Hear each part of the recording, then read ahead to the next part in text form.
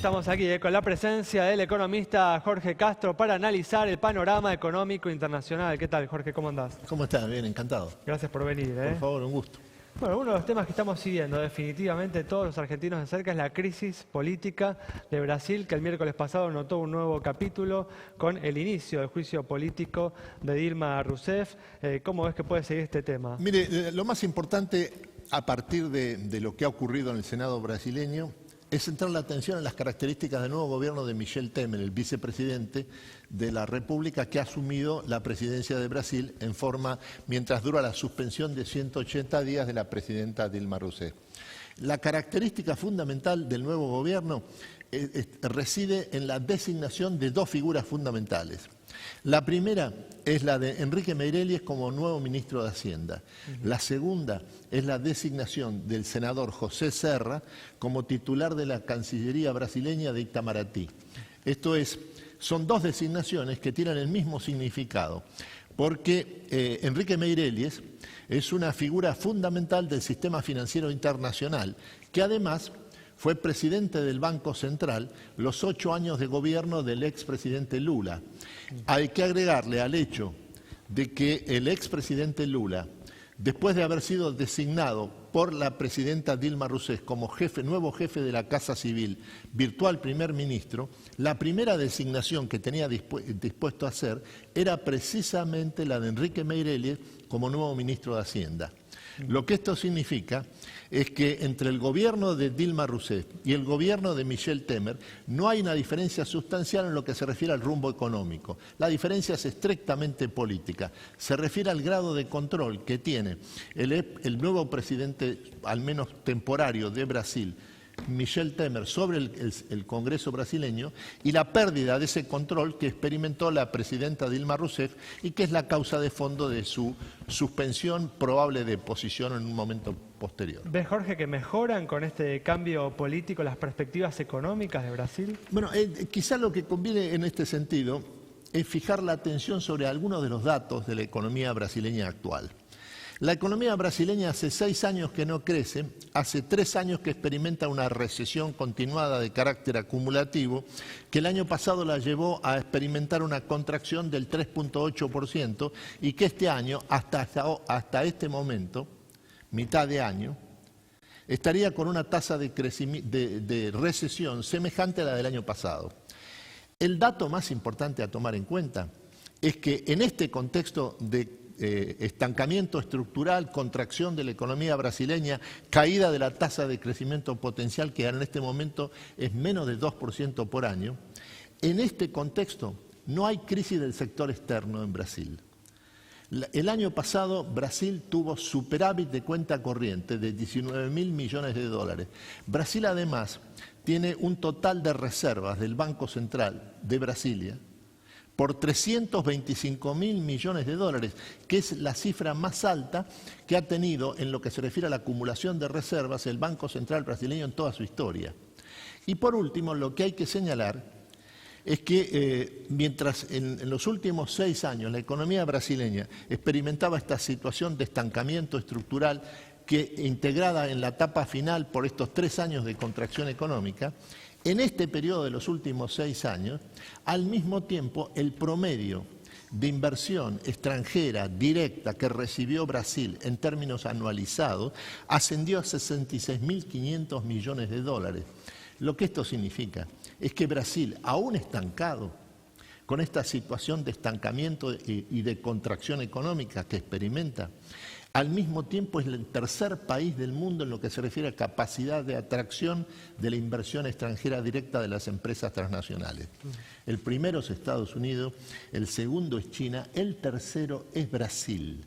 Brasil estancado, con una contracción acentuada, acumulativa en los últimos 3 años, recibe más inversión extranjera directa en este momento, 4 veces más inversión extranjera directa que México, 6 veces más inversión extranjera directa que la India. En este sentido, el problema de Brasil no es la falta de capitales. El problema de Brasil es la caída de la tasa de inversión, provocada y acentuada por la crisis política.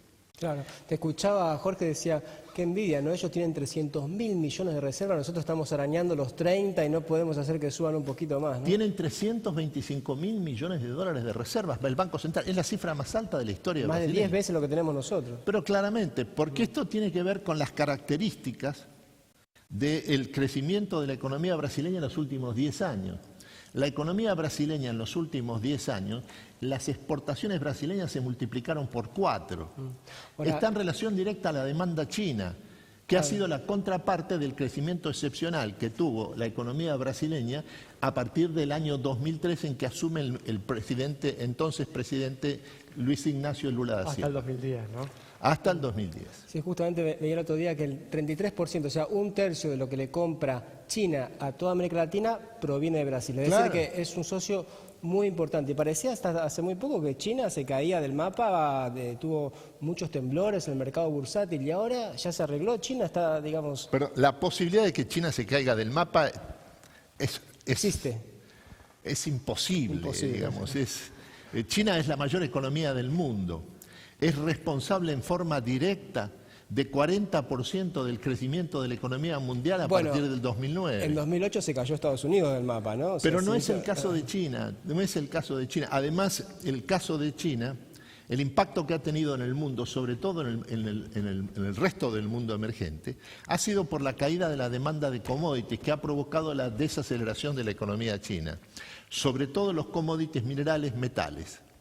No ha sucedido lo mismo con los commodities agrícolas, en especial los granos destinados a la alimentación animal, en donde lo que ha habido es un crecimiento excepcional de la demanda, lo que ha favorecido fundamentalmente a los grandes países exportadores de granos para la alimentación animal, que son básicamente 3. Esos granos son la soja, el maíz y la harina de soja. Y los 3 países que producen más del 90% de esos granos para la alimentación animal, que son la clave de la seguridad alimentaria en China, son Estados Unidos, Brasil y la Argentina. Bueno, te vuelvo justamente a traer a Brasil, ¿no? Esta crisis política y los cambios que se están dando en el gobierno, en las autoridades que están manejando Brasil. ¿Qué implica todo esto para la Argentina? Que de hecho en un principio se ha visto beneficiada por la apreciación del real que se ha dado en estas últimas semanas. Bueno, para la Argentina el impacto fundamental de la crisis económica, política y fiscal que experimenta Brasil se manifiesta en la caída de las exportaciones de la industria automotriz de la Argentina. El cálculo que conviene tomar presente es que la demanda brasileña de unidades automotrices ha caído más de 30% en los últimos 5 años.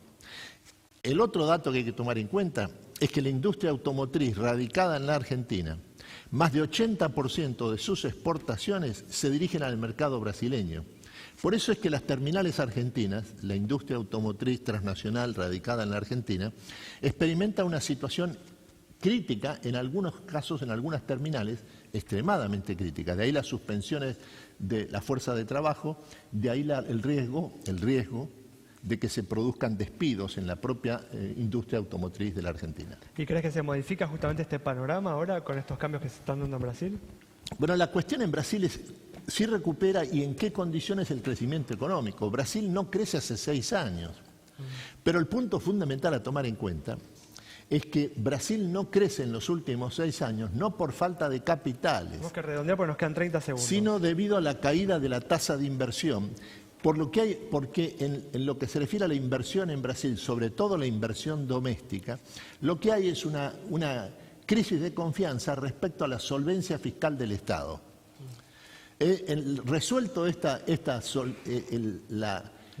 duda sobre cuál es la situación real de la solvencia fiscal del Estado brasileño, la posibilidad de una recuperación del crecimiento económico de Brasil es muy elevada. Muchas gracias, Jorge. Por favor. Nos vamos entonces con este análisis pormenorizado de Jorge Castro sobre la situación internacional, en particular la de Brasil, cuyo futuro es tan importante para la economía argentina. Nos reencontramos el próximo miércoles a las 20:30 horas aquí en Metro.